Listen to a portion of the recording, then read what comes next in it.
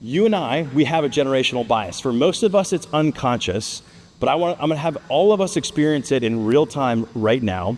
Very simple exercise. I want you to read the following statement silently to yourself. So I'm going to give you 20 seconds. Read this paragraph. Go ahead.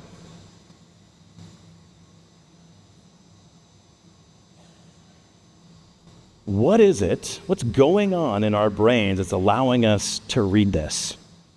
And no, it's not because this is how all of your emails and texts look now, which is probably true, right, for many of us. No, there's actually some science around why you and I are able to read this. It's a process called chunking. It's a cognitive shortcut we use to decipher info more effectively and efficiently.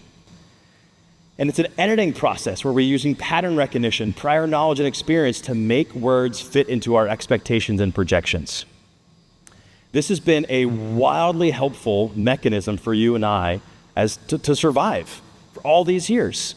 But when it comes to interacting cross-generationally every day at work, with most of you interacting across 4 and 5 different generations, all of a sudden it becomes a deterrent. It becomes a huge barrier and obstacle for us.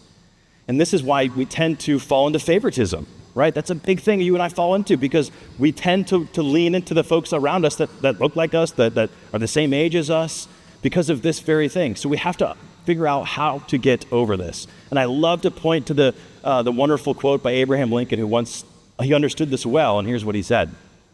"I don't like that person, I must get to know them better." Here's what Lincoln understood. That human nature, your brain wants to jump to conclusions. We want to put people in boxes. We want to find the answer right away. That's why you're able to read that paragraph even though it's all misspelled, is your brain hates to be confused, right? Our brain constantly wants to make those assumptions and jump to conclusions and have that cognitive shortcut because it wants to keep reserves, keep energy available just in case later today on your drive home, you get chased by a saber-toothed tiger. You got some reserves, right? So again, helpful from a survival mechanism, not when we're trying to interact and lead across generations. So Abraham Lincoln knew this. He had to push against his own human nature to remain more open-minded about the different people around him. So the crook of connection, it's not difference. At the end of the day, it's distance.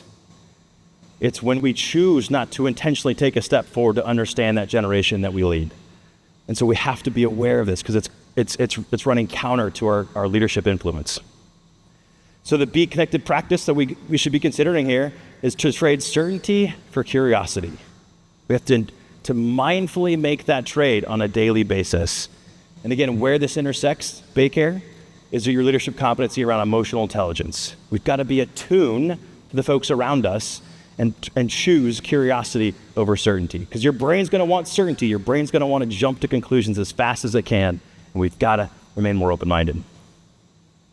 So here's a good way to think through this, and this really lends itself well to your competency around emotional intelligence. But one of the most heated rivalry in sports is the New York Yankees versus the Boston Red Sox. And we got some fans in the house? Nice, all right.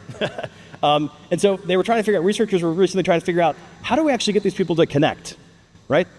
Generational differences, oftentimes a landmine for connection. How do we get these people to connect? So here's what they found. The best way to get these two groups that don't want anything to do with each other, here's the best way for them to actually find ways to connect. They asked the groups to think about what it would be like to grow up in the opposing team's city cheering for the home team. That's what caused them to close the distance and create more connection. So they were able to arrest the crook of connection, which we now know is distance, using curiosity and empathy. It's emotional intelligence, right? Putting yourself in the shoes of that other person creates that connection.